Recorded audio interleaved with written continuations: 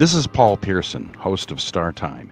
And when I'm not meeting Mrs. Jones in that cafe for a chat and nothing else, I'm listening to Rainier Avenue Radio.world. Struggling to pay your mortgage? If you or a family member couldn't work or are struggling with medical bills after COVID, you may be eligible for homeowner assistance funds from the government. Call 1-877-894-4663 now or visit washingtonhaf.org. That's washingtonhaf.org. Because getting sick does not have to mean losing your home. Join Rainier Avenue Radio from 5 to midnight for Sunday evening sound sessions. Jazz from the Cabinets from Big Poppy. That's right. It's time once again for Jazz from the Cabinets with Big Poppy. Sergio LaCour's Love Lines. It's Sergio's Love Lines with Sergio LaCour. Go to the phone line. Tell her who we talking to. Sage Prince and Just My Opinion. This is Sage, and that's just about going to do it for the first half of Just My Opinion. K-Fox Nightbeat with Nasty Ness Rodriguez. It's the beat of the Fox. K-Fox Nightbeat, Nasty Ness. You know what? You're going to listen from 5 to midnight. Just turn it on and don't stop. DJ Alibaba. The Underground Surround Sound Star Time with Paul Pearson. Thanks for tuning in. My name is Paul Pearson. Sunday evening sound sessions on Rainier Avenue Radio. Trust me, you'll be listening the entire time from 5 to midnight. Sunday evening, your sound session on Rainier Avenue Radio. Tune in to Real Estate and Money every Tuesday afternoon from 2:30 to 3 here on Rainier Avenue Radio.world. Join your hosts Violetta Strash with John L. Scott Kent North and Tina Lombard with Guaranteed Rate Affinity. They'll help you navigate the waters of our volatile real estate market and offer you some guidance on how to make your hard-earned money work to make your dreams come true. Learn about current trends, get tips on financial matters, and have fun, interactive discussions about your home inside and out. That's Real Estate and Money. The Earshot Jazz Festival kicks off October 8th and spreads out over 10 Seattle stages through November 6th with concerts all around the city. All concerts live and in person, and many of them streamed directly to your home. Tickets and information available up online. Earshot.org. It's the Earshot Jazz Festival 2022. See you soon. This is Rainier Avenue Radio.world.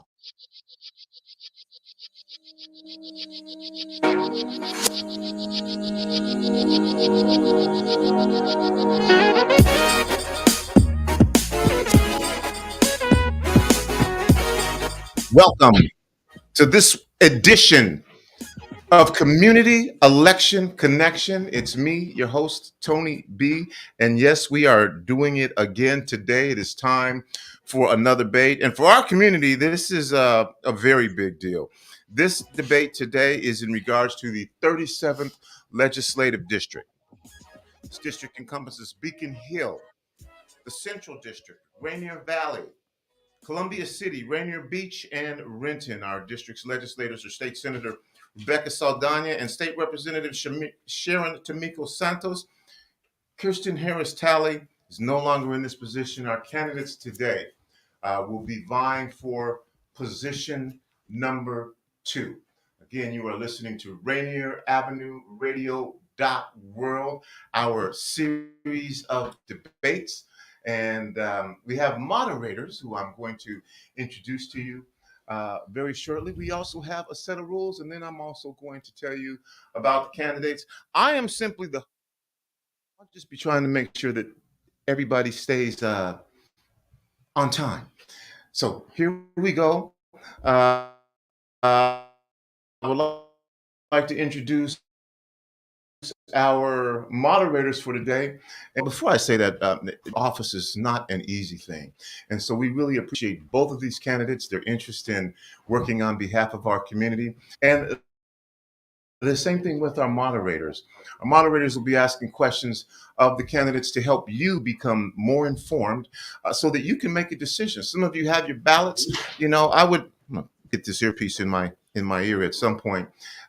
Those of you, if you have your ballots out, to take a look at your ballot. You may even want to make a decision tonight friends, families, networks, or whatever about this particular debate, they'll be able to go back and watch it again.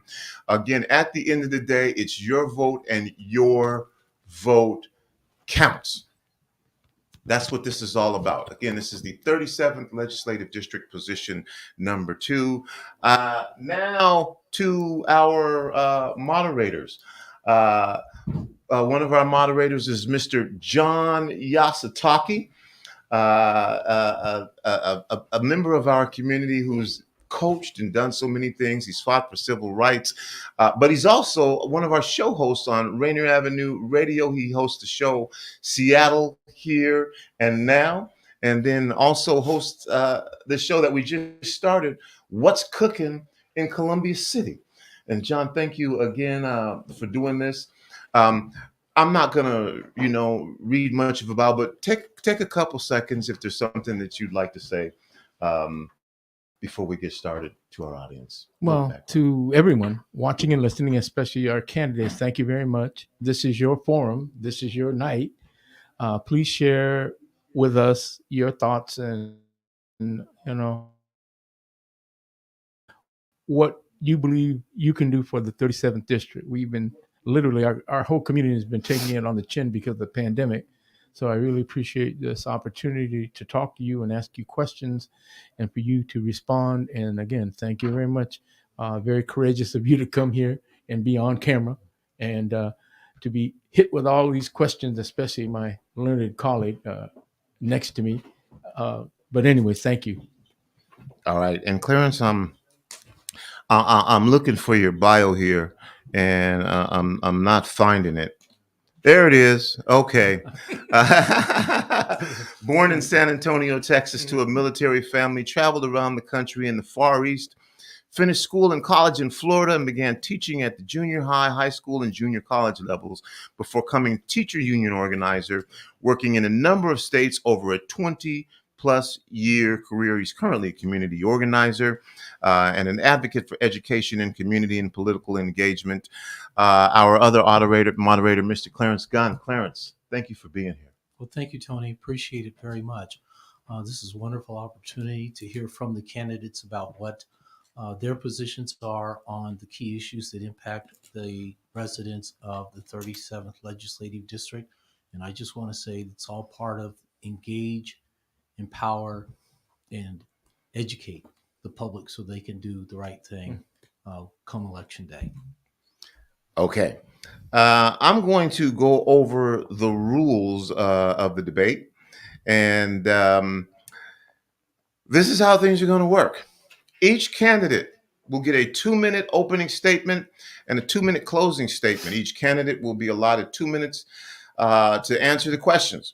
There are a few questions that each candidate will be given 30 seconds to respond to. As an example, if one of our moderators wants to do a follow-up to the question that was asked, the question that was answered, you'll have 30 seconds to respond to that. Each candidate will also have an opportunity to ask their opponent a concise question. That opponent will be given 1 minute to respond, and the candidate, again, will have the opportunity to respond to that question with another minute. A little bit about Rainier Avenue Radio. Our digital analytics confirm that we have a listener base of about 60,000 through our broadcast media networks. Seattle is our top market. We certainly anticipate and are showing a significant spike in our listenership for this particular debate. And so we thank all of our listeners and followers, and for those of you who are tuning in so that you can be more aware and better informed voters. That's why we do this, and we're excited to get this started. So having said that, we've already, well, it wasn't exactly a coin flip. It wasn't rock, paper, scissors, but it was pretty close. And Chipalo Street won, and I'm going to introduce our candidates now. You'll have the opportunity to hear them make opening statements, and then we will begin the debate. Mr. Street, you deferred, and so we will initially hear from Emijah Smith. Again, I will be referring to both of you as candidates. So let me get ready for this here. See, I'm multitasking. And getting my clock ready. Okay. We will get ready to begin. Emijah, you have 2 minutes for your opening statement, and you are now on the clock. Hello and happy day, everyone. It is such a pleasure to be here with Rainier Avenue Radio. Just thinking about the organizing that it took to make this happen. So to have an opportunity to share with you all is such a pleasure. My name is Emijah Smith. You're welcome to call me Emijah. People know me as Community Queen. I'm born and raised here in the 37th Legislative District. I'm a mother. I'm a public education champion. I'm a daughter of our district. Just as a teen, really living in the 37th, really seeing firsthand the devastation when the war on drugs came in our community, I decided at that time that I was going to commit my life to advocacy, whether that was education or the justice system, but making sure we brought resources and restoration back to the community.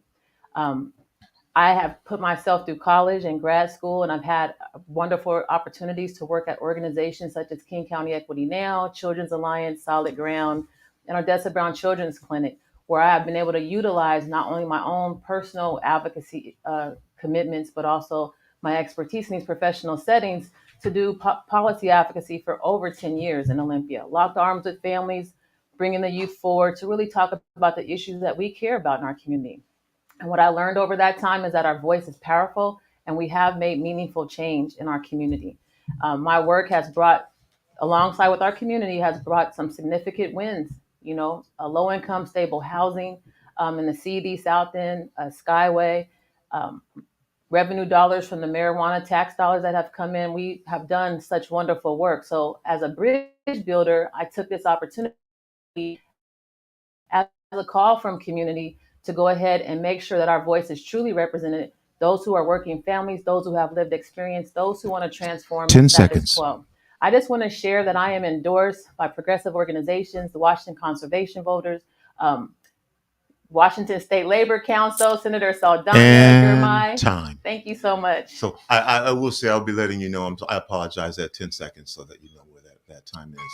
Our other candidate, Chipalo Street, you are going to make your opening statement now, and you are on the clock. Well, thank you for having us. It's an honor to be here. This is the second time we've gotten a chance to come speak at Rainier Avenue Radio, and every time it's a pleasure. My name is Chipalo Street, and I've been in the community for 15 years, making Seattle a better place.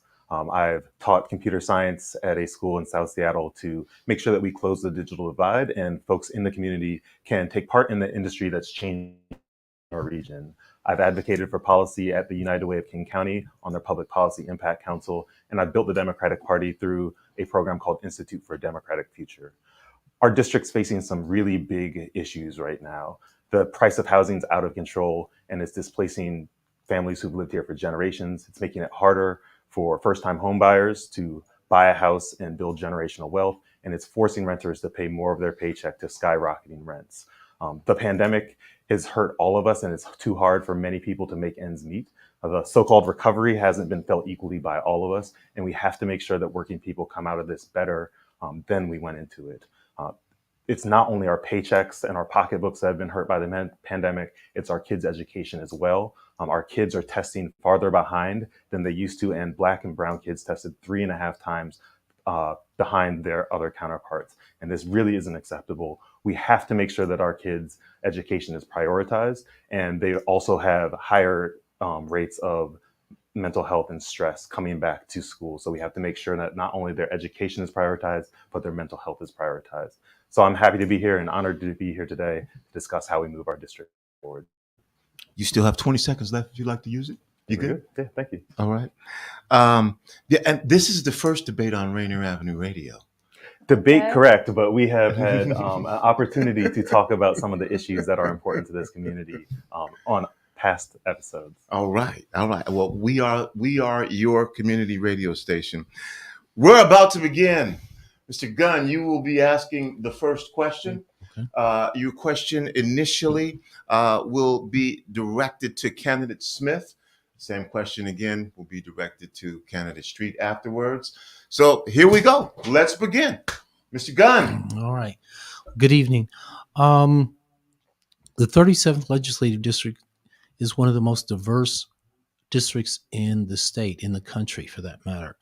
How would you go about, what is your experience and background in terms of addressing issues of diversity and inclusion? Candidate Smith, you have 2 minutes and you are on the clock. That's a wonderful question. Being raised in the historic Black community, the community has been attached, tied, and worked in solidarity with the communities around it. That's the Japanese Americans, Chinese American, Filipinos, our Latinx, because it's always been diverse and we've been placed into the 37th, right? And so I feel like the diversity is very vibrant. I think that we're powerful with our diversity. My experience working with the community, first and foremost, I center racial justice in all the issues and all the spaces that I'm in. And so racial justice is affecting all of us, including non-people of color. So making sure that those come up, making sure that every policy, we're looking at the racial impact. We want to make sure that everything is advancing racial equity instead of taking us backwards.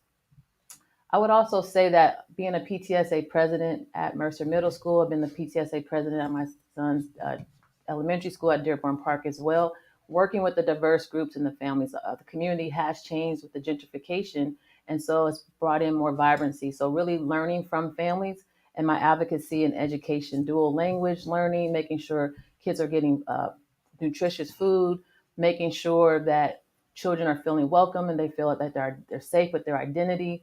That takes working alongside all the families, not just one group in particular. So living currently in South Seattle also is very diverse. I'm engaging with families all the time. And one thing, people lean to me for advice, particularly around education. What can we do around housing, our environment, justice, working together with multiple backgrounds around saving our trees and our wetlands and our habitats that are precious here in South Seattle in the 37th.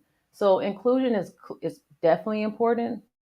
Our young people are teaching us that othering is not working for them, and it doesn't work for any of us. I mean, 10 seconds. As a descendant of stolen ones brought to stolen land, the Black community has pushed for civil rights, human rights, and equality, and that means equality for all. And time. Thank you. Candidate Street, would you like the question repeated? Sure. I believe it was, what's the role of equity in my day-to-day work? Diversity and inclusion, your background and experience in the area. For sure. Diversity and inclusion is deeply important to me. I'm a product of an interracial marriage.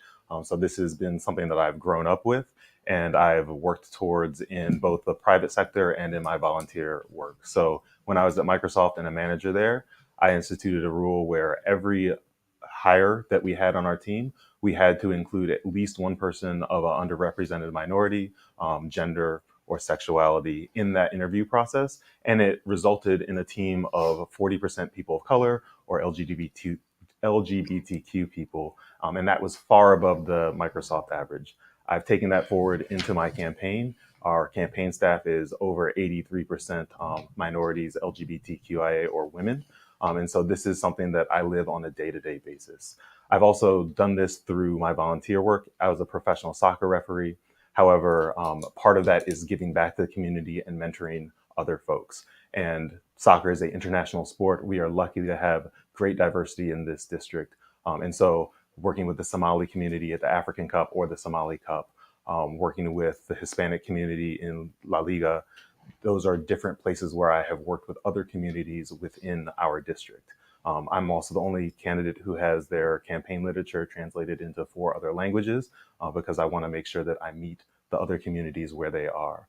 So this is a issue that is deeply personal to me and I act on in every aspect of both my personal life and my professional life. You have 25 seconds left if you'd like to use it. I think I'm good. Thank you. Okay, you good? I will go to Mr. Yasutake, Mr. Gunn, unless you have a follow-up.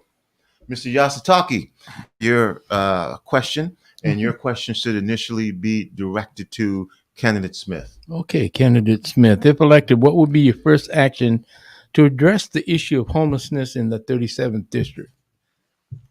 I want to first say that I value I believe that every person, it's a human right to have housing and have a home and have safety where you live and you thrive. I believe that our housing is a complex issue. I have already done some things legislative wise that have brought resources directly into the 37. Again, as I shared earlier, went directly to the Washington State Finance and Housing Commission, or Housing and Finance Commission, where we were loud and proud and made sure that money was directed to the 37th that was allowing low income housing, stable housing, to come into the Central District, South Seattle, Rainier Beach, and Skyway.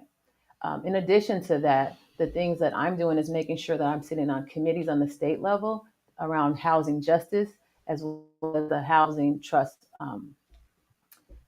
the finance commission, again, to make sure that we are removing barriers from the application process to get capital to build housing.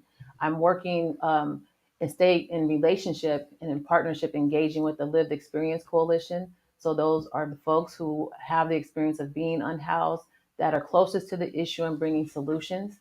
I'm also working with and talking with folks from the Seattle King County Homelessness Committee. I'm sorry if I'm saying the name wrong, but really looking into the current policies that are causing the displacement. So currently, for those who are getting some state money as they're working their way to file or apply for Social Security, as soon as they get Social Security, they're cut off from the housing grant that they're offered. But the Social Security does not provide enough subsidy to carry folks for their rent, so the rents are too high. At the end of the day, we have to bring in progressive taxes into this state. We have an upside down tax policy. We have the worst in the country. So I would love to push and continue to push as a community member, as an elected official, to bring those taxes forward. What does that mean? That means we have to look at 10 capital seconds. gains tax. That means we have to look at state income tax. We have to do all the things, and they're multi-pronged in order to do so. At the end of the day, we have to bring in more housing vouchers so that we can stay in place. I believe in density without displacement. Thank you. Candidate Street, would you like to hear the question repeated? I believe the question was, what was the first thing we would do about homelessness? Yes, Is that that's correct? correct. If elected. Yes. So if I'm elected, it is clear that we're in a housing crisis right now. And the way I think about solving the housing crisis is in three buckets of solutions. One is, how do we stop harm now? How do we get more units on the market? And then how do we tie ourselves to the point where those units come on the market? So stopping harm looks like anti-displacement measures. We have to make sure that our seniors can stay living in the homes that they have and can then pass them down through their generations to create generational wealth. Right now we have tax deferment, where a senior who cannot pay their taxes can defer their taxes. However, that builds up into a lump sum that has to be paid by the family and essentially forces them to have to sell the house when that person passes on. We also need increased renter protections, because landlords can do some crazy things to renters in terms of the fees they charge, in terms of not allowing tenants to have legitimate recourse for actions taken by a landlord against them. We have a statewide ban on rent control. We should lift that. So that is stopping harm now. Getting more units on the market looks like state investment in the housing trust fund. The private market doesn't make money at building low-income housing, so they don't build it. We need to figure out something around workforce housing. We just forced our teachers to go on strike for a small raise, but even two teachers living in the area couldn't or would struggle to afford housing in this area. And then we need to invest in mass transit to get us towards a greener climate future, but also so that we can increase density around that transit and do it at a statewide level so that it doesn't get pushed into communities like ours. And then finally, the short-term measures would be housing vouchers to get us so that a short-term housing vouchers so that a working person doesn't have to spend their full paycheck on rent.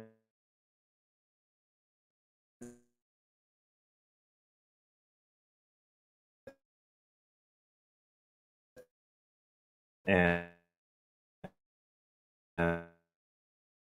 then shortages directly. A family who just got evicted needs cash assistance where that may not be useful for someone who has a substance abuse addiction. Time. However, we need housing first for all of them. And time. Mr. Gunn, or excuse me, Mr. Yasutake, do you have a follow-up? No, thank you very much. Mr. Gunn, next question. Your question should initially be directed towards Candidate Street. Okay, thank you. What is racial equity lens, and how have you used it? And how do you plan to use it as or if elected as legislature from here? Sure. So almost all of the issues that our district faces affect everyone. However, intersectionality means that the impacts of these issues compound on certain communities, whether it be people of color, whether it be trans women or trans women of color particularly. And so understanding how each of these layer on top of each other and impact people is really important. So just directly, when we talk about things like access to PrEP for the LGBTQ community and just people in general. Right now, it is centered in Capitol Hill, which is one of the places where everyone is being forced out of and making it harder to get to access that. And so not only do we need to invest in mass transit so that it can make it easier for people to get there, but also increase those services so that it can come to the community. So understanding those different layers of intersectionality, I think, is deeply important. Understanding how that impacts our criminal justice system is deeply important as well, because it is disproportionately made up of people of color. And then looking at, for example, housing. We're in a housing crisis. However, we have laws where a landlord can discriminate against someone who has a prior conviction. That's crazy, because everyone needs a place to live. And what is going to happen to these folks when they come out of detention and then can't find a place to live? And understanding how that disproportionately impacts the Black and Brown community because of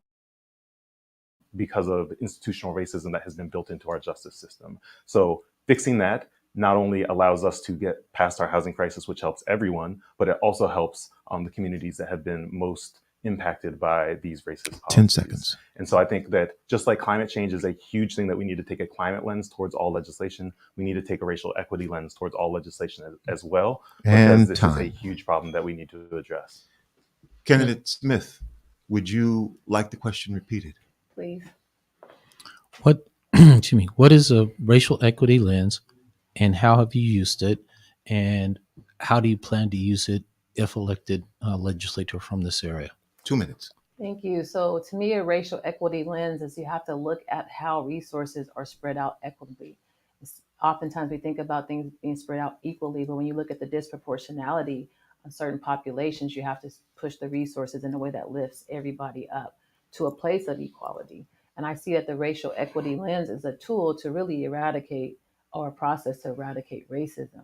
So the way that I have been utilizing this is first and foremost bringing people together to learn about what is institutional racism, how does structural racism even work?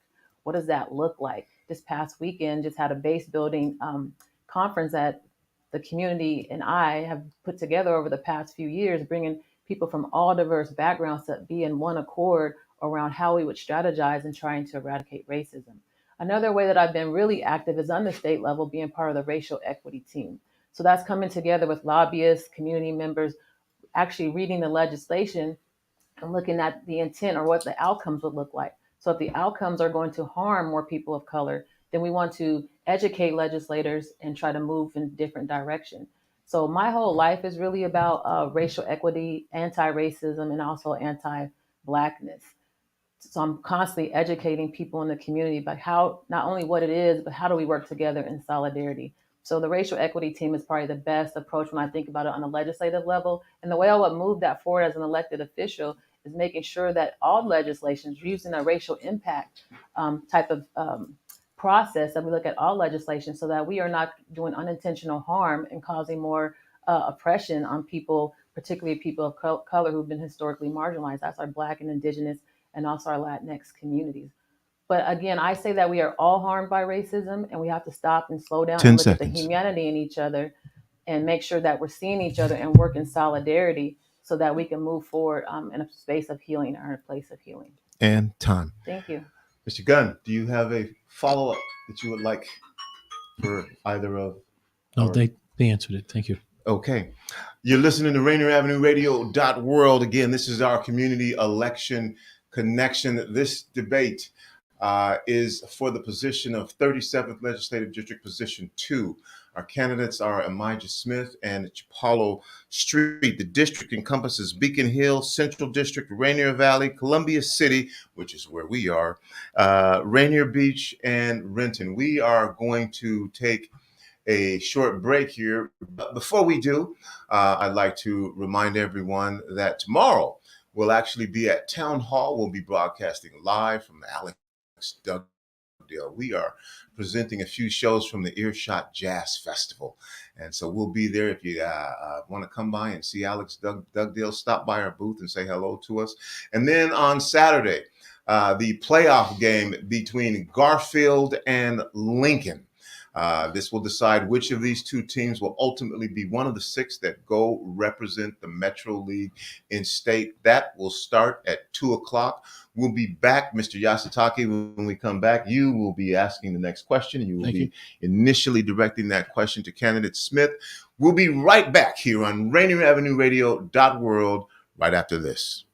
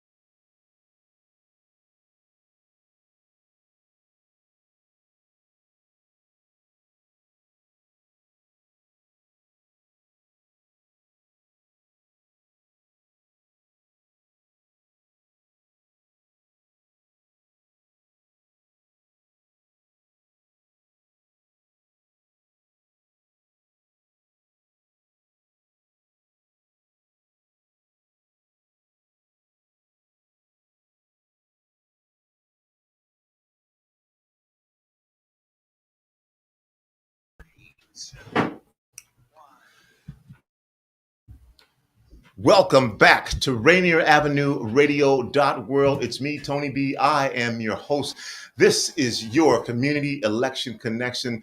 Tonight's debate is for the 37th Legislative District position to our candidates. Our candidate, Emijah Smith, and candidate Chipalo Street. Our moderators are Clarence Gunn and John Yasutake. We're going to get right back to this. John, you have the question. And your question should initially be directed toward candidate Smith. All right. Thank you. Candidate Smith, if elected, do you have a plan, or what is your plan to protect the pro-choice rights of women in your district? Thank you. 2 minutes. As the only candidate here who's been solely endorsed by Pro-Choice Washington, it is going to be a top priority in Washington to deal with our state constitution. I think there's going to be a lot of elected leaders there and legislators who are going to be rallying, and also to make sure that people who want birthing people want to come into Washington for safe health care, criminalizing or being arrested for such. So as an elected official, I just want to make sure that we, Washington State is already open, so our borders, people are going to be coming in. I want to make sure that we hold our values for those who are coming in as we would hold them for ourselves here. Yeah, and another piece there is the doulas. Kirsten Harris-Talley last session made sure that doulas were recognized as health advocates. And so we need to make sure that we're reimbursing them. They're getting paid for the services that are offered to deal with our health equity issues. Black women, Indigenous women have the highest death rate of having children. So having a doula there will be definitely supportive. This is all around birthing parents. This is all around safety and healthcare. So as an elected official, I will do all that I can with due diligence to ensure that all people who need to receive those services for healthcare are safe and they have access to it. Thank you. You have 35 seconds if you'd like to use it. You good? I mean, my value is definitely a pro-choice, so I'm good. All right. Safety and sanctity of our people, yes. Okay, thank you. Candidate Street, would you like the question repeated? No, I remember that one. And I believe that it's also men's responsibility to help protect all of our rights, including the right to an abortion. And the first place that we need to do is we need to increase funding for our clinics, because we will see an increase in traffic of patients coming to our state as our surrounding states outlaw abortion. Not only do we need to increase the funding for the clinics, we need to increase the safety and security of those clinics, because with increased patients will come increased protesters. And those protesters are often, at the minimum, just harassing patients, if not worse. And so we want to make sure that our clinics are funded and our clinics are safe. I think that the overturning of Roe has also given a really tangible reason about why it's important to have people with expertise in technology in the legislature. And that's something that I'm excited to bring to Olympia if I'm elected. I would prioritize a data privacy bill that's been kicking around the legislature to make sure that our data can't be used to find people trying to get abortions or providers giving abortions. Like telehealth and telemedicine has skyrocketed during the pandemic, and I would be scared if I was a provider, if I was advising a patient across state lines. Like, what's that mean? Could I be sued? Could I be subpoenaed for my data? Could I lose my license? These are very real questions that the abortion community is having to deal with right now. And I would love to use my expertise with technology to make sure that our data is protected and that technology is used to expand all of our rights as opposed to take them away. So I think this is a critical issue where I provide unique value in Olympia. You still have 25 seconds if you'd like to use it. You good? Thank you. You good? Mr. Yasutaki, any follow-up? Well, just straight up ask you, are you pro-choice? Yes or no? For sure. Yeah, I'll make sure we get to both of them. We have to start with Candidate Smith, which I think has already answered that question. Pro-choice. Yes, I am pro-choice. Yes, 100%. All right. Thank you. All right. Mr. Gunn. All right. You have the next question. Please direct your question to Candidate Street. Okay. Thank you. Initially. We mentioned Build Back Better briefly as we talked about the COVID epidemic and how it has disproportionately impacted communities of color, especially in the areas of public education, healthcare, and economic development. What structural requirements would you recommend to build systems back better as we begin the recovery process? Candidate Street, 2 minutes. Sure. So I think you mentioned education, healthcare, and economic development. Yes. So in terms of education, our kids have fallen behind because of the pandemic, and we have to make sure that that's fixed. We should all out be funding education appropriately, full stop, regardless of whether the pandemic had happened or not. And one way that we can do that is by lifting the cap on special education reimbursement. That shortchanges Seattle Public Schools $100 million a year that would come back into our region to support the students who need the most help. So we have to do that. And then we should be trying to leverage additional funds to help our kids catch up from what they missed in the pandemic. In terms of healthcare, we should just work towards a option where we have a single payer option that is free for everyone and is independent of whether you have a job and independent of your documentation status.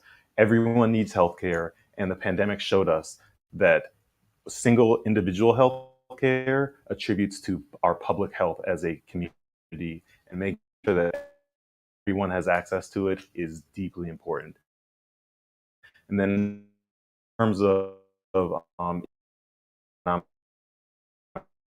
recovery, I'm glad that we made payments to make sure that we can, our businesses can also, people are being displaced, so are our businesses, and our small businesses are often what people of color and immigrants and minorities use to also pass down wealth. Homeownership is one mechanism, but so is small business, and that is the lifeblood of our community, and it's also why people want to move to our community. And so we need to remove the barriers to accessing funds to help us recover from the pandemic. Like, if you can't access them, it doesn't matter. We need to make sure that those resources are translated into other languages so other members of our community can also access them as well. And time. Candidate Smith, would you like the question repeated? I would, please. We talked about the COVID epidemic disproportionately impacting communities of color, especially in the areas of public education, healthcare, and economic development. What structural requirements would you recommend to build the systems back better? Thank you for that question. I just first and foremost want to say that the ARPA dollars that are coming from the federal government down to the state and then down locally, we need to spread those resources out equitably. Because although the money for recovery is coming, the Black and Indigenous communities really not seeing much of any of that money. When it comes to our education systems, of course, we have to fully fund our education. We must, of course, raise the cap for special education. I've been working with families with individual education plans for a number of years. I myself am a family who's impacted by individual education plans. So I understand the value of making sure that our students are fully resourced in that area, because if not, the disproportionality of people who are incarcerated in prisons have received special education services or are from foster care, and we want to eliminate that pipeline to prison. Also, we need to support the communities that came together during the time of COVID to support our families during the education, making sure the digital divide is not a digital divide, because we're still moving in that way. So I'm a co-convener of the Black Community Impact Alliance, where we work diligently to transfer to the Williams Center. So I'm really excited to see the grand opening just a few weeks ago, to make sure that we have a brick and mortar place for cultural innovation that can bring the resources and services to our most vulnerable students, to make sure that they are ready and prepared to thrive and be successful in schools. When it comes to healthcare, in addition to that, we have to support and put the resources again into the communities. We have to make sure that the services, right, I'm thinking about prescriptions, there's a cap for those who need their prescriptions. 10 seconds. Oh, thank you. We need to expand the medications that can have reduced costs for prescriptions so that everybody can afford them. When it comes to economic development, again. And time. Mr. Gunn, any follow-up? Yes. We mentioned a number of different systems, education, healthcare, and economic development. How would you work to help people recoup losses that they have suffered due to these disparities during the COVID epidemic? You have 30 seconds, and Candidate Street, you will be the first to answer this question. 30 seconds. Sure. So I have worked with people to access the money that goes to tenants for paying their rent. I think that is a good place to start, but it also showed some of the structural issues there, where each county had a different system, and so it made it very hard for different people to navigate. It made it hard to get information out about how to navigate it, because each one was a sort of different island. None of those 5 seconds. None of those sites were translated into other languages for folks where English is not their first language. Candidate Smith. I would just say briefly that we need to follow the money. We need to find out who received the funds already, see where the gaps are, and then direct and prioritize those populations who had not received it. So as a member of the King County Racism is a Public Health crisis. It's a gathering collective where we're looking at $25 million, looking at putting in economic development, education, housing. How do you disperse this money, and how do you prioritize the communities who did not receive that money? So we have to follow the dollars. We need to do some follow up on some data collection. Thank you. Mr. Yasutake, you will have the next question, and your question will initially be directed to Candidate Smith. All right, Candidate Smith. Regarding public education K-12, do you believe our state system can be rated excellent, good, adequate, or poor? I would say poor. I'm, again, a descendant of stolen ones, brought to stolen land, and education we were targeted, beat, violence came to us when we tried to educate ourselves. And when you look at the disproportionality of who was not receiving the best quality education, you're still seeing Black, Indigenous, and students of color. So we have a long ways to go. I think that every model kind of needs to be transformed and has a long way to go. But I am proud of the leadership that I'm seeing in Seattle Public Schools in particular at the things that they're trying to do by offering ethnic studies, Black history as you can use it towards your graduation instead of it just being an elective. So I sat on a committee at OSPI to ensure that that would occur. When I think about K through 12, just being a fierce advocate, being a PTSA mom, being someone on the committees for the strategic plan, pushing that resources go to those who are furthest from educational justice. And currently right now, looking at our Black males to ensure that we are equitably sending resources out. We have to look at this as a long game. To some extent, it has to be overhauled across the board, but we need to look at really making sure that all our students, every single one of them, get a quality education and valued education. The legislature also opened up another pathway for graduation. I totally support that. I also support apprenticeships, trades opportunities for our K through 12 graduates. I also would love to push that we remove, if a young child or a teenager gets a felony, that they cannot receive a college-bound scholarship money. How can we hope and push them for success, but then set them up with the brain development for making some really poor choices and not give them access? And the college-bound scholarship is for those who have the lowest income to have an opportunity to remove themselves out of their situation. I believe education is a pathway out. And if the K through 12 system needs to understand that we have to remove the barriers that are sending our youth to the prison pipeline. If we want them to be successful, we got to open up the gates of everything and to get them thriving. Thank you. And Kennedy Street, would you like the question repeated? Yes, please. How would you rate the education system in our state? Excellent, good, adequate, or poor? And that's K-12. Sure. So I would rate it poor because we need to look at it based on our least performing students as opposed to our highest performing students. What's interesting, you could use the word, but I would say more sad, is that we have pockets of very high performing students and pockets of very low performing students. And it is generally the people of color, Indigenous people who are being left behind by our education system. So it's clear we can do a good job, but we need to do it better, and we need to do it better for everyone.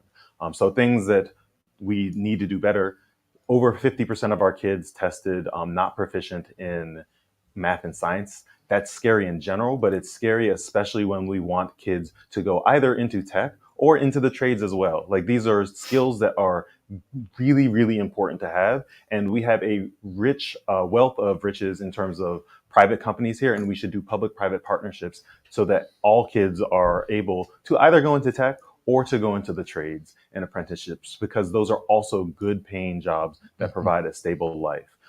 While the K-12 education system needs to be funded and we need to increase funding for special education, we also need to increase funding for early education so that kids are prepared to learn when they get into the K-12 system and then can really excel through that. And then after the K-12 system, we need to work towards a free 4-year college. However, we should start with free 2-year college, because that helps the communities that have been most underserved by the education system.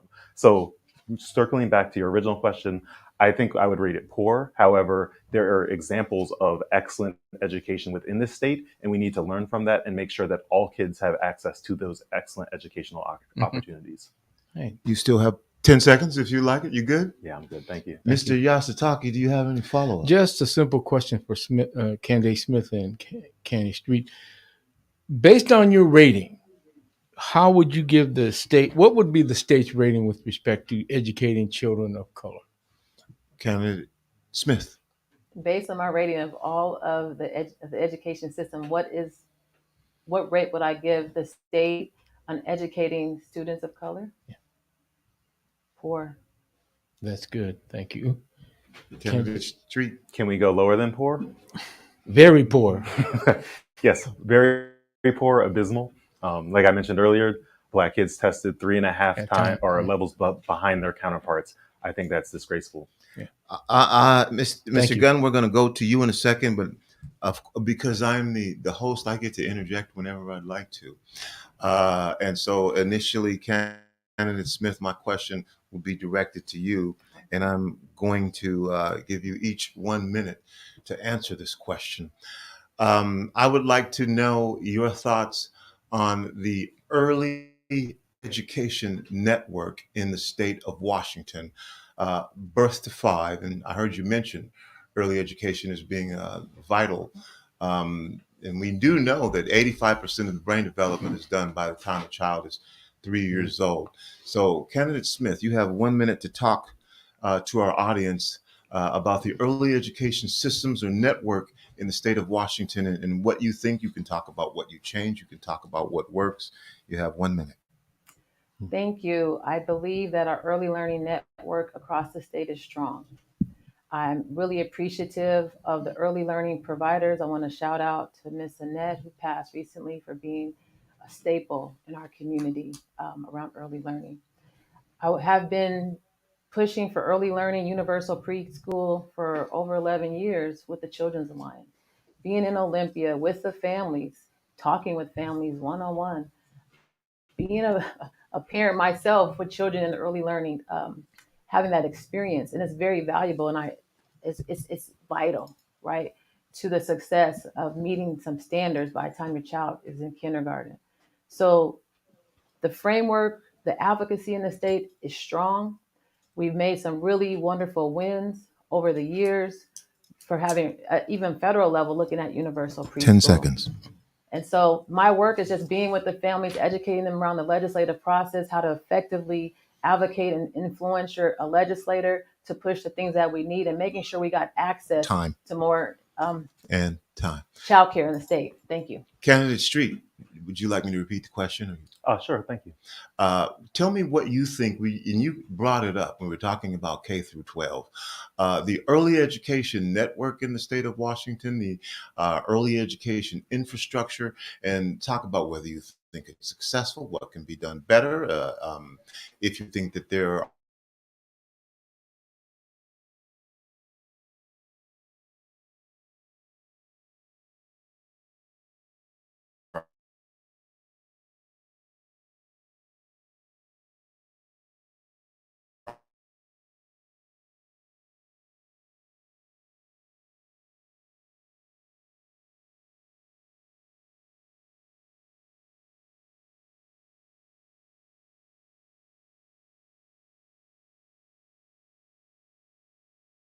mention that as well.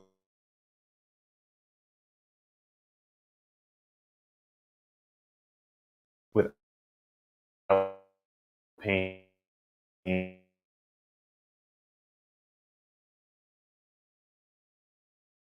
And we still see that we need to increase the payments to them so that we equitably. I am also really happy to see that culturally relevant education is going into these early education programs. Like, we teach Spanish, we teach French, we teach Italian in schools, and then grade kids on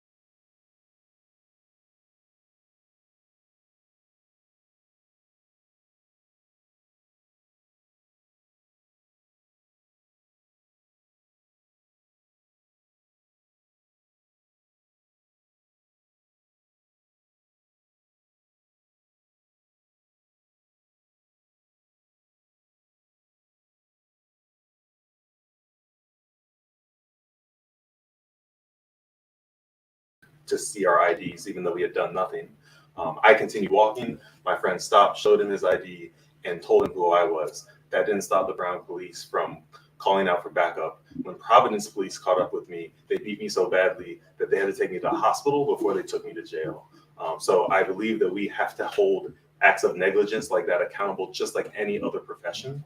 However, we still need a police force, and we need to partner with that police force to set them up for success. Asking them to respond to public health incidents without the proper training is only going to degrade the service that the person in crisis is receiving, and increase the chances that it escalating and into a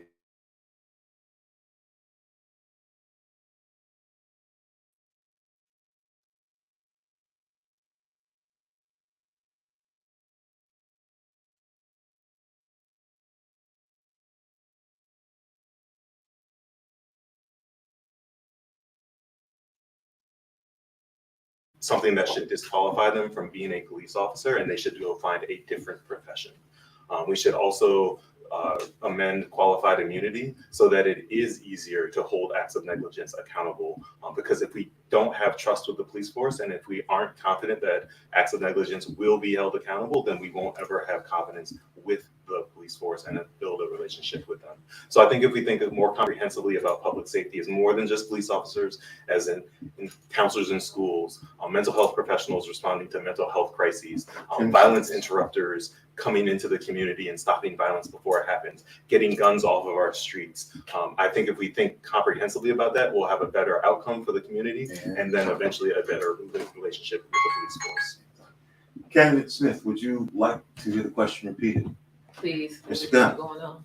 Okay. Police reform and accountability has been a major issue the last several years. 2 sessions ago, the state legislature passed a series of bills that increased reforms to hold police departments accountable for their actions. Last session, there were several bills that modified some original legislation. What reforms need to be in place? Do you believe need to be continue to need? What additional reforms do we need to continue to hold police reforms, to increase police reforms and accountability? Yes, I believe that we definitely, every that we have that independent counsel or for prosecuting an officer, so that it's not the same old folks that always work together. We need to make sure that that happens. That didn't move last session, and I hope that that will move going forward, so that police officers can be charged and can be independently prosecuted for misconduct. I do believe that we do need, for community safety, police are important. I want to be safe in my community. We all want to feel safe in our community. But as a young child at 7 and 8 years old, I remember my father talking to me about how to show up if we get pulled over for our own physical safety. And similar what I share with my own young children as well, because there's anxiety when you see an officer. And after the things that have happened the past few years, I definitely don't want to call the police, and have not. I've been assaulted. Me and my children have been unsafe, and I would rather just get myself out of the situation rather than risk losing my life or one of my children's lives calling the police. I want to say that I really believe that community policing is the way to go. I always highlight Detective Cookie in terms of how she moves and how she engages with community, really truly building trust. We need to pour more resources into opportunities like that. That's true community policing, in my opinion. Also, not only did we tried to move forward the wake of George Floyd, but we moved backwards. So now Terry stops are back in place after the last legislative session. So a young person, any person, can be pulled over and at the threat of being killed, thinking you're going to be safe because there's no probable cause. We all need to be very mindful of that. We need officers not with guns pulling over for traffic stops. People should not be dying because their tabs are out. So we have a long way to go. It's very complicated. It's historical. And time. Mr. Gunn, do you have any follow-up? Yes. One of the candidates mentioned oversight. I was wondering what both candidates envision as it relates to oversight, and how the community is involved in that process to hold the police accountable. Candidate Street, you will take this question first, and you have 30 seconds, and you're on the clock. Sure. So I also agree with Emijah. Having independent prosecutors would be a good step in many of the different reforms that we could make. I would love to see community involved in these incidents. I do not know exactly how that independent prosecution would be formed, but I think that having people who are interacting with the police on a daily basis is very important, because we have the lived experience of what those interactions play out. Candidate Smith, you have the opportunity also to respond. So just building on the fact of having the independent prosecution for officers, I think we also need to bring more community voices to the table. We do have the community policing council where people are giving their feedback, but we need to have our communities being part of a co-design. We need our public defenders or private attorneys having some conversation about how this happens, because there was a discrepancy from those who worked in the King County Prosecutor's Office or other prosecutors' attorneys' offices, rather than those who are actually private attorneys and public defenders having to serve.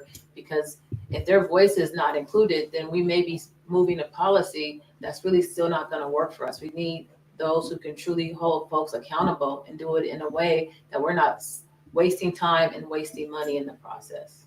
Thank you. You still have 1 minute and 10 seconds left. I thought I was responding to a 10-second. Oh my gosh, I made a mistake. Oh, you're getting extra time in your 40 seconds. That was my clock here. Candidate Street, I gave her an extra 20 seconds. No worries. You give us these 30-second ones, and we're used to 2 minutes, and it goes by like that. Would you like the 20 seconds to respond? Oh, I'm good, thank you. You good? Yeah. You sure? Yep. Okay, that was on me. I'll tell you what, though, I am enjoying listening to what I am hearing.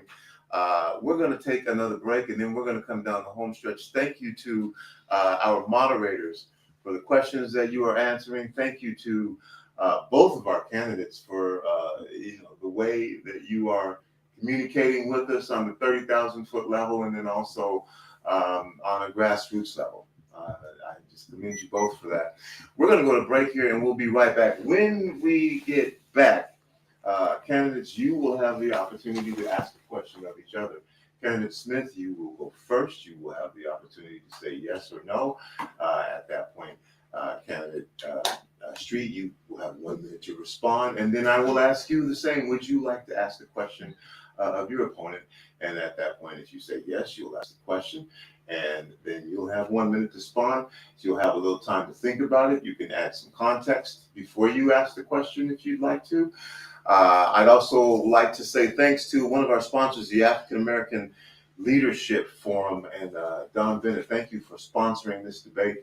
And then also the Seattle King County chapter of the NAACP. Thank you to both of these organizations for sponsoring this debate. Your community election connection, Rainier Avenue Radio.world. This is the 37th Legislative District Position 2 debate. Get your ballots out.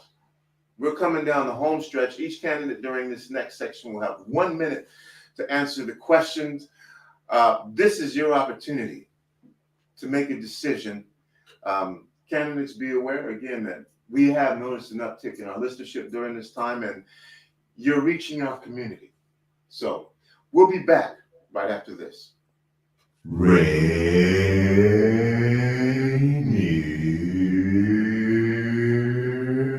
Avenue Radio.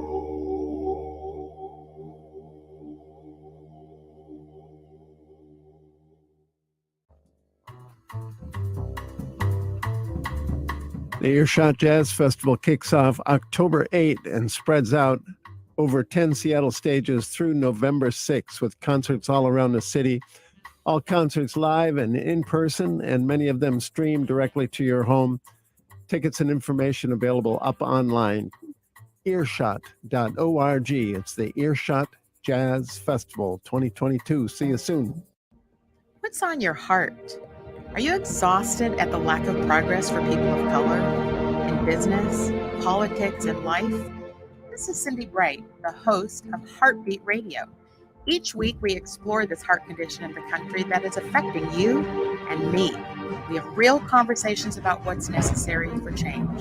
It's time to change this dialogue. Will you join this Heartbeat weekly, Wednesdays at 7 p.m. on Rainier Avenue Radio? What's going on, world? It's your boy OG Mambo. And your guy D Money. Join us along with Pint Size Patron and ID Yourself Here on Fresh Juice at Rainier Avenue Radio. every Wednesday hump day from 9 to 11 Pacific. Get exclusive interviews from your favorite artists, all the hottest music, and updates on what we got going on in the world. That's every Wednesday, 9 to 11 p.m. on Seattle's Rainier Avenue Radio. Has your small business experienced property damage? Apply for the Storefront Repair Fund to receive a $2,000 grant to help cover storefront repair costs. The Seattle Office of Economic Development is investing nearly $2 million to help businesses recover from the economic impacts caused by damages to their storefronts. Grants will help cover costs such as broken windows, broken doors, broken locks, and etching on windows. Applications will remain open until all funding is awarded. Application assistance is available in multiple languages at 206-684-8090. For more information and to apply for the Storefront Repair Fund, go to seattle.gov/economic development. You know you can't get enough of Rainier Avenue Radio. .world.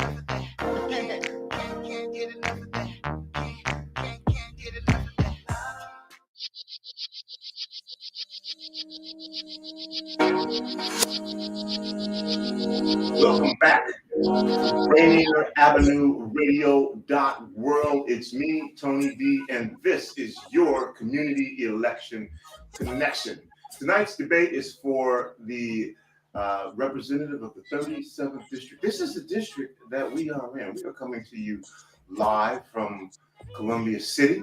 A little bit about the district. If you live in Beacon Hill, this is you. If you live in the Central District, this is you. If you're in Rainier Valley, these are the folks who will be representing you. Columbia City, yes. Rainier Beach, Renton, this is your district. Our candidates again are Emijah Smith and Chipalo Street. We're going to have 1 minute now to answer the questions so that we can get more questions in. Great job by our moderators. I am going to take this time, as I mentioned before, to allow our candidates to ask a question of each other. And this has been interesting each time in our debates. And so, candidate Smith, first of all, would you like to ask a question of candidate Street? Yes. You have now the opportunity to directly ask your opponent a question. Hi, Chipalo. So as I know, or I want to share with you all, I've done a lot of community engagement, bringing families to Olympia, testifying, really being engaged there. I would love to learn what your experience is directly in Olympia and advocacy. Sure. So 1 minute. Some of the things that I've done in Olympia, working for the United Way of King County Public Policy Impact Council, there we advocated for a set of bills. So for example, we advocated for breakfast after the bell. We advocated for dual learning language pilot programs. We advocated for source of income discrimination to eliminate that. And as part of that, we would analyze the bill. And then as part of that, we would go to lobby days and talk with legislators about why these bills were important to implement. As part of the Institute for a Democratic Future, we also met with legislators, shadowed legislators to understand the legislative process and to build those connections with the legislators and build the Democratic Party across the state. So those are some of the ways that I have interacted with Olympia and in advocacy and in building our party. You still have 10 seconds left if you'd like to use it. I think I'm good. All right, you're good. Candidate Street, would you like the opportunity to ask a question of your opponent? Sure. Okay. Go ahead. So if you're elected, what's the committee that you would like to be assigned to? You have 1 minute. There's so many committees I would love to be assigned to: education, healthcare committees, public safety committees, the behavioral health, the one that deals with juveniles and our foster care system. I mean, there's so many. I think we could maybe get up to 3. So I don't want to narrow it down because I don't know. I don't believe that I get to choose. I'll have to be selected. But I want to be on the committees that will address our housing, that will address our healthcare, will address our education, and will definitely will address our justice reform systems. Thank you. You have 25 seconds if you'd like to use it. Okay, well, appropriations. Let me make sure I talk about the budget so I can have some say and prioritize where our money goes and make sure it's sent out in an equitable way. Yes. Thank you for that question. All right. Thank both of you. And like I said, that is an interesting part of the debate every time. It's not always so civil. We'll go back to our moderators now. Again, you'll have 1 minute to answer each question. After these questions, we'll be coming to our closing statements as well. And again, candidate Smith, you will be going first in closing statements. Mr. Yasutake, you'll be asking the next question, and you will direct that question initially to candidate Smith.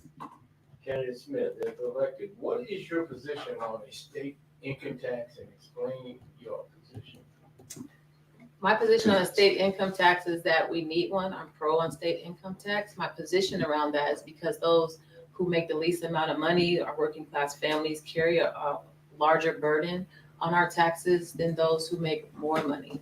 I do understand that we've had like 3 initiatives brought to the people to vote for, and that was turned down. But I do believe that since COVID, since we're all feeling the effects of this inflation, gas, food, the rising costs in our rent and housing, property taxes, I do believe that our community is ready across the state to go ahead and vote in their interests. And so a state income tax would definitely serve us well in our state and bring progressive revenue. Thank you. You have 25 seconds if you'd like to use it. I think I'm good. I think this time people are feeling the burden, they're feeling the weight. We should push for a state income tax. Okay. And candidate Street, same question. Would you like the question repeated? I believe I remember it. And Washington State has the most regressive tax code in the country.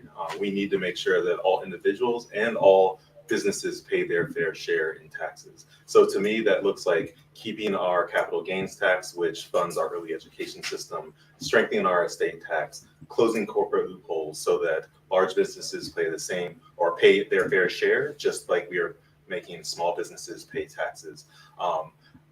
There is a constitutional issue with a income tax, so I think we'll be forced to try a wealth tax because that is the most clear way to get towards progressive revenue.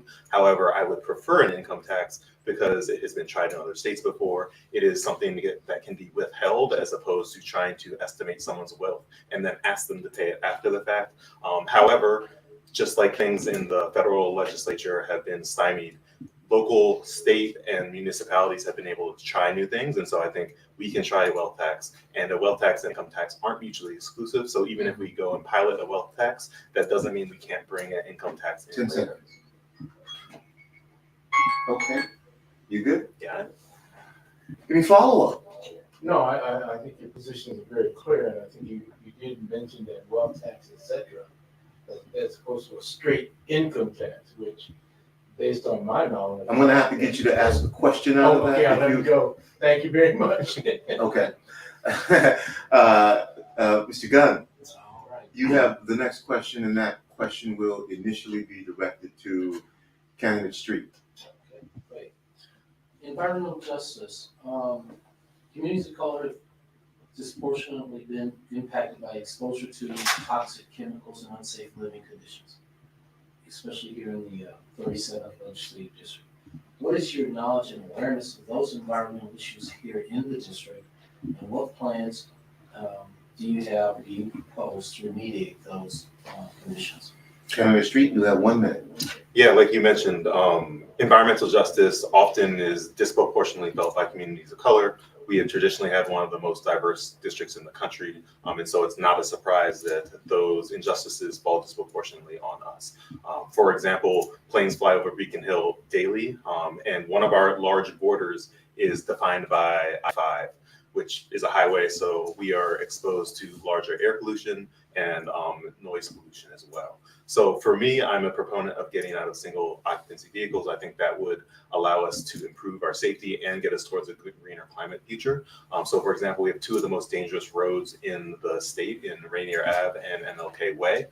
There are like 11 or 12 schools along that, so that would improve safety for our kids. And if we were able to make a more walkable area around that, that would also increase business, because there have been studies that show that businesses in walkable and bikeable areas get more foot traffic, which result in more business. So I think these are the types of wins that we can find to get us towards a greener climate future and mitigate the environmental justice. I didn't give you the 10-second one. No worries, we're good.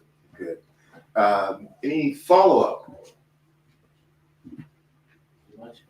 Yes. No, I believe in magic. Oh, that's And can you restate the question, please? It was about environmental justice. Communities of color have disproportionately been impacted by exposure to toxic chemicals and unsafe living conditions. What is your knowledge and awareness of those environmental issues in the 37 specifically?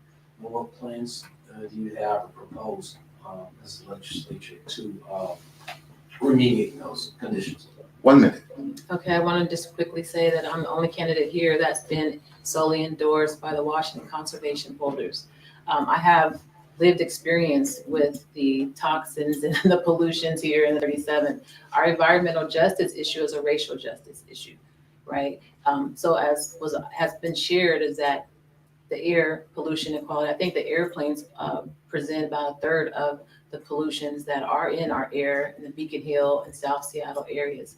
Also, it's not just our air, it's also our soil quality here in the 37.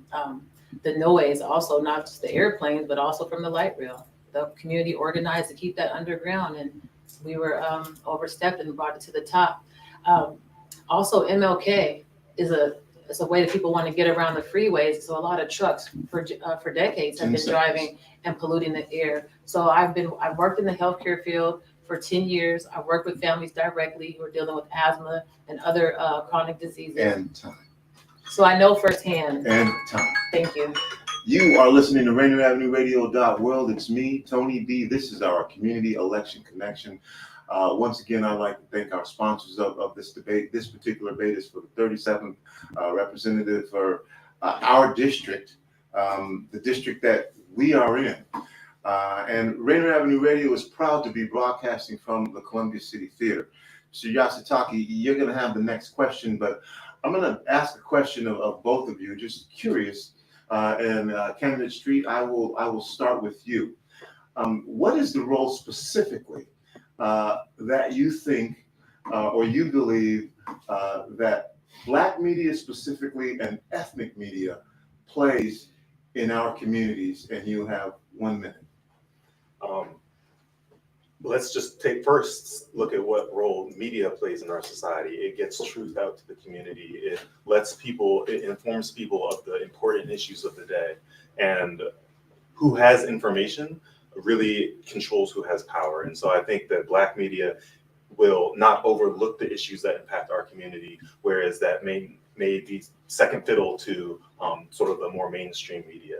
And so making sure that we have folks that are not only providing information to our community, but also holding our leaders accountable to the needs of our community is very important. And those are sort of the crucial roles of media in our society, and making sure that we have media that understands the needs of our community. I think make sure that we don't let things get swept under the cover in the guise of what's best for everyone, but make sure that we hold people accountable for our communities. Candidate Smith, same question for you. What is the role specifically that Black media plays or should play in our communities and ethnic media as well? Our Black and ethnic media is very valuable. The role that it plays, I believe, is it does tell the nuances of our situations. It gives more context and brings truth to the situations that are happening in our community. We're under-resourced and we need to build and continue to lift that. I appreciate Rainier Radio, Converge, the Medium, the Facts, all the Asian weeklies, all the ethnic medias that are out there to make sure our communities are getting the right information. Again, those who have the access to the media control it, they have power, and they also influence how policy will be made. So we can use media to push policy, to make good policy, but we have to push against media that is not being truthful, only has one perspective, not bringing greater context, and push those behind it, because it's oftentimes just a few people making decisions for a whole community that oftentimes they don't even reside in. So it's valuable, it's important, it's necessary and needed, our ethnic media, and particularly our Black media coverage. Thank you. Mr. Yasutake, next question, and your question should initially be directed towards candidate Smith. Okay, candidate Smith. Do you believe that the state needs to strengthen and bolster its voting rights protections for Washington voters? 1 minute. I would say yes. There's always room for improvement. I do feel like Washington, I would say that in my experience being in the legislature, working with lobbyists, working with community members, we have been fighting long and hard for voters' rights and making it more accessible for everyone, and we need to expand that. So I think that I would love to see that expanded to those who are incarcerated. They should have an opportunity to vote. They shouldn't have to be released and off paper and have paid fines, have access to me, a human right of voting.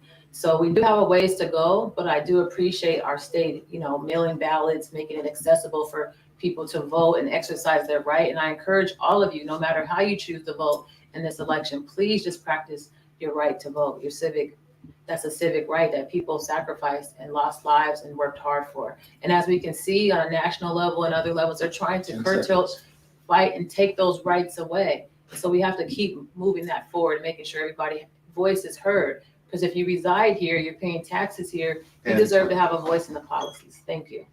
Candidate Street, would you like the question repeated? Yes, please. Okay, if I like it, do you believe or would you work to make sure that and strengthen voting rights protections for Washington voters? Sure, I think Washington has led the way in voting rights, especially with mail-in ballots. That makes it very accessible for people to vote. It allows people to research candidates, watch forums like this, and then sit down with their ballots and make really well-informed decisions. And so, I would like to make sure that we can show the nation that mail-in voting can be done securely and can expand access to the voting box. And I'm glad that we are exploring options like ranked choice or approval voting to further increase the accessibility of the ballot and our sort of inclusivity of how we vote. I believe that there are ways that we can improve, like Emijah pointed out. We should definitely let folks who are incarcerated vote, but making sure that we show that we are leading the way is more important than ever, given the many efforts to roll back voting rights across the country and the misinformation that is being put out there, specifically around mail-in voting. We can be that beacon of light to show how we can do this equitably. Thank you. Mr. Gunn, you will be asking the final question of this debate. So let's have it. All right. This one's about economic and equal opportunity. I'll just go to the ultimate question in terms of how do you plan, as the legislature of Illinois, how do you plan to engage communities of color and those community-based organizations, grassroots organizations, to empower and support them in their work for economic and equal opportunities for their communities? Candidate Street. Yeah, so I believe that we could use examples that are mainly used, say, in the tech industry. Like we talk about incubators in the tech industry, and that is lauded as, oh, look at all these great companies that have started in incubators and the help that they've gotten. We should definitely apply that to our local businesses and communities of color to make sure that it is easy for them to set up their business, for them to understand how to comply with many of the regulations that make it hard to run a small business, and give them access to capital. Because capital for people and businesses is critical. And that's one of the things that incubators do, is not only help folks understand how to run a business, but connect people with investors and capital. And so we can do that with business incubation programs within the state, like following models, things like Tabor 100, that definitely work to build up businesses and help founders start and understand the necessary steps for creating a small business. Candidate Smith. Yes, I agree. We need to push more resources into our communities of color and marginalized communities to make sure that they can have access to an application to the economic opportunities, the resources. We need to remove barriers to the application process. I think we also need to incentivize those who've been getting access to the money for a number of years to partner with communities and organizations that don't have the capital, that don't have the experience, to get them in the door so that they can move it further along, because oftentimes the application process will require that you've already had experience, you've already accessed the money, you've already accessed this process. I also think that we definitely need to have, we have some small incubators in the community. I'm a member of Tabor 100. That information needs to be out much earlier. Sent to Tabor 100 and sent to the other incubators in the community, the business models that are out there. The community is thriving for it. Micro businesses, to me, are the pathway to go. And time. Thank you. Mr. Gunn, would you like the opportunity for follow-up to what you just heard? Yes. How would you and/or if elected, how would you and/or your office engage the communities so they're aware of these opportunities that y'all just discussed? And you have 30 seconds, and I will be mindful this time. Kennedy Street. So I think we can work through sort of established paths, like different chambers, like the CD chamber or the Seattle chamber. We can work through community organizations, but I think we need to reduce the barriers so that it's easy for people to get it. Like one of the things that was great about some of the PPP stuff is that when people got direct payments, there were no barriers there, and we need to reduce those barriers for businesses as well so that folks don't have to cut through red tape. We made it easy for big businesses to get it. We also need to make sure that it's easy for small businesses to get it. Kenneth Smith, 30 seconds.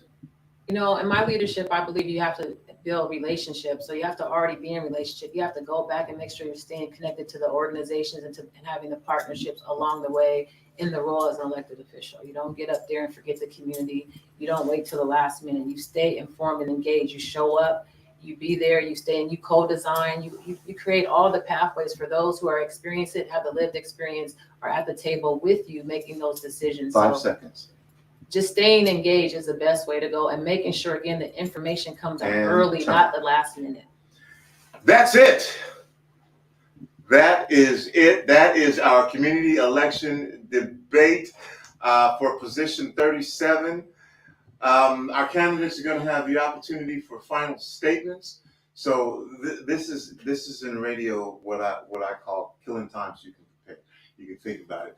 I would like to first thank our moderators. This is not easy. We are coming to you live from the Columbia City Theater, and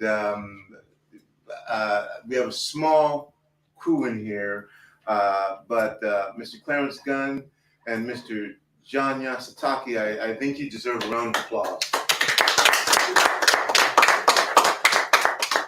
Thank you for what you are doing for our community. Again, you're listening to Rainier Avenue Radio. Our candidates will have an opportunity for final words here. I'm going to take this opportunity for shameless self-promotion about Rainier Avenue Radio and what we do. We broadcast 24 hours a day, 7 days a week. Programs are produced or hosted by over 80 members of our community. That's right, 80 members of our community come in here, voice their opinions, share their thoughts in everything from talk radio to we also broadcast high school sports. We broadcast in multiple languages. We broadcast in Fijian, we broadcast in Spanish, we broadcast in Tagalog, we broadcast in Vietnamese, we broadcast in Somali. That's who we are. We have special youth programming. We have programs presented by youth and for youth where we don't edit them. It is their thoughts and their opinions. And of course, we broadcast from our community, and we present and produce special events like this. In the next 3 months in December, we're going to be starting a campaign about generational wealth, what that means and what that looks like. We'll be inviting you into the Columbia City Theater to share your thoughts and opinions on that. In January, we'll also be starting a 2-month campaign on awareing you of environmental justice. what that looks like to you, what that means in your community. A lot of things coming to you on Rainier Avenue Radio, and I know, I've been telling Roger not to talk about this, but we have an incredible Black History Month planned for you this year, 2023. And I don't mean one day, I mean the entire month of February, right here at the Columbia City Theater. Again, tomorrow morning at 11 o'clock, Darrell Holden will be joining us. He's part of Earshot Jazz. She'll be performing, and we'll be hosting that interview at 11 o'clock with her interview at 11 o'clock. And our own Paul Pearson will be interviewing. Then we'll also be at the town hall for Alex Dugdale's performance, where we'll get an opportunity to talk to him as well and be able to greet you and have you meet us. Saturday will be a playoff game, high school sports football, Garfield versus Lincoln. I'll be doing your play-by-play, and John Yasataki will be doing color commentary and analysis. Jay-Easy, as I call him, when we're doing football. I'd also like to say that you can have your own show on Rainier Avenue Radio. We don't charge you. You don't have to have any specific type of qualifications. We will provide you with training. Our training classes teach everyone everything from communications and journalism to app design, web design, social media analytics, of course, film photography, and broadcast. And we've graduated over 400 students from our programs that have been at Franklin, from Meany, Mercer Middle School, Rainier Valley Leadership Academy, Garfield. I'm missing some schools, but that's what we do here. So I'm happy to share a little information with you about Rainier Avenue Radio and what we do. Now, candidates, it is your time. I guess I would say shameless self-promotion as well. But in the interest of our community, you have 2 minutes to share your platform, your thoughts, who you are, whatever you would like to say. Get your ballots out. If you've been watching, this, I guess, is the final attempt, at least at this particular debate, for our candidates to share with you why you should cast your very important ballot for them. And there will be 2 minutes. Candidate Smith, you are going to go first for your closing statement, and you have 2 minutes. You are now on the clock. Hello. I would love to have your vote. Again, I'm a mother. I'm a public education champion. I've been raised and rooted here in the community. I've been vetted by our current elected leaders, progressive organizations, like solely endorsed the Firefighters Union, the Washington State Labor Council, Pro-Choice Washington, the Alliance for Gun Responsibility, Washington Conservation Voters. These are progressive organizations that have shared values. I'm also endorsed by our Honorable Larry Gossett, Dr. Ben Danielson, King County Councilmember Gurmai Zahilai, our current State Senator Rebecca Saldana. These are people who have seen me do the work for years, who look to me and rely on me for information, particularly around racial justice. I don't want to leave out our City Council member Tammy Morales and Andrew Lewis, Dr. Mims, King Garrett, our Reverend Harriet Walden. These are people who are in our community who've been working just as hard, if not more, well, really more than me, because they've been around a little bit longer, but who have vetted me. The difference between me and Chipalo really is the depth of experience. Me being in Olympia, taking an issue to advocate, and getting some elected official to push it and make it a bill, and then looking to it to be implemented so that it's meaningful down in our communities. I know that our community voice is strong. I know that we've done made some meaningful wins. So I'm everyday people with that lived experience, with that education, with the policy experience. So you have to make your decision, but I would learn to earn your vote. My issues are healthy communities and healthy families. And the way that we get that, we prioritize housing, education, whether that's pre-K, K through 12, and college readiness, healthcare, justice reform, and fixing a broken tax system. Thank you for your time. We'd love to have your vote. Thank you, Candidate Smith. Candidate Street, you know the deal. You now have 2 minutes to talk to those who are listening, those who are watching and listening, and share with them why they should cast their very personal vote here in the 37th District for you. And you have 2 minutes. You are now on clock. Thank you. This is a really pivotal time. The cost of living has never been higher. The impacts of climate change are being felt across the country and especially in our backyard. And rights that we thought we've had for 50, 60 years are being stripped away. I have a unique experience working to improve all of these. I have worked with people to get them rental assistance. That is why I'm endorsed by the Washington Housing Action Alliance Fund so that we can solve our housing crisis. I have experience with technology. I work for the Chief Technology Officer in Microsoft. I think it's really important we have people who understand technology in the legislature. Technology is changing our lives, from how we can communicate with our friends and family to how we get around the city to how we bank and get loans or healthcare. We need to make sure that technology opens doors for all of us and does not strip away our rights. So I want to go to Olympia to protect our data so that everyone has the right to have an abortion and we don't infringe upon our existing rights. Our kids are falling behind in school. I want to make sure that technology can be used to bring all of us forward. And I have done that for over 6 years, developing computer science curriculum at a school in South Seattle so that kids that look like us have an opportunity to take part in this industry that's been changing our region.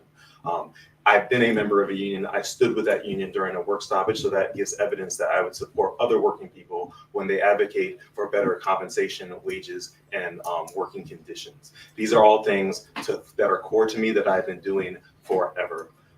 And this is why folks like both the Seattle Times and the Stranger, two organizations that don't agree on much, have endorsed me as the best candidate for this race. Past 37th legislators like Eric Pettigrew, who held this seat for 17 years, has endorsed me. Adam Klein, one of our past senators, has endorsed me.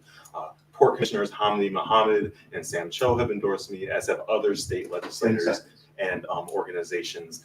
So like the Environmental Climate Caucus, different labor unions. So I would love for you to join them and give me your vote, and I humbly ask for that. Thank you. There it is. You now have the opportunity to cast your ballot with a little bit more information. We will be repeating this, and you can also watch on demand in about 30 minutes. You can let your friends, family, anybody know that they can also go back and watch this. And then we're going to take this and put this into about 3 minutes, because this was 90 minutes, and it will be fair to both of you. We'll share you so that folks who don't have that 90 minutes can hear what you have to say. At this point, I would just like to say thank you to both of you for running for office to represent our community. I know that it's not easy, and we appreciate when you step up and say, you know what, I'm going to serve the community. So again, thank you both for being here. And know that you always have a home on Rainier Avenue Radio as you continue in this journey to come and share with us what's going on and provide us with information about what you're doing in our community so that our community stays informed. Well, again, thanks to our moderators, Clarence Gunn and John Yasataki, our staff, Marty, James, Roger, and Daniel. That is it. That is Community Election Connection, 37th Legislative District Representative position number 2 debate. That's all the time that we have. That's going to do it for the kid. It's me, Tony B, saying, remember, whether you believe you can or whether you believe you can't, you are probably right. We're out. Peace.